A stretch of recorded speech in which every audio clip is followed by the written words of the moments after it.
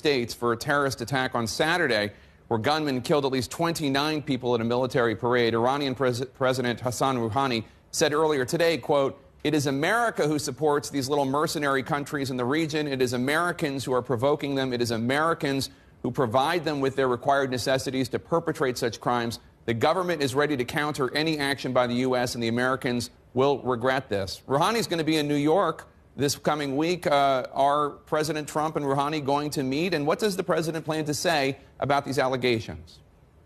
Well, we will welcome Rouhani like we welcome all other heads of state. But I think that, again, what you're seeing is you've got a lot of rhetoric coming from Rouhani. The United States condemns any terrorist attack anywhere, period. We've always stood by that. I think what Rouhani needs to do is he needs to look at his own home base. He's got the Iranian people are protesting.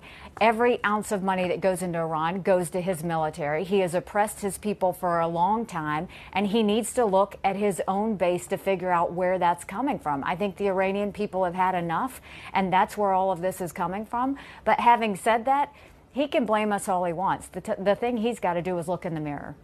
Iran had a terrible deal in the fact that they were getting hundreds of billions of dollars. They were continuing to do ballistic missile testing. They were continuing to support terrorism, and they were continuing to sell arms. Every conflict that we have, we see Iran's fingerprints, whether it's in Yemen, whether it's in Iraq, whether we're looking at what's happening in Syria.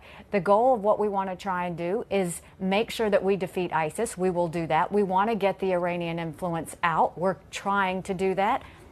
And we want to make sure that we hold Iran to account. They're going to come up with a lot of different things, but at the end of the day, Iran is not a good actor. And they've got a lot of soul searching to do, and the international community needs to hold them to account.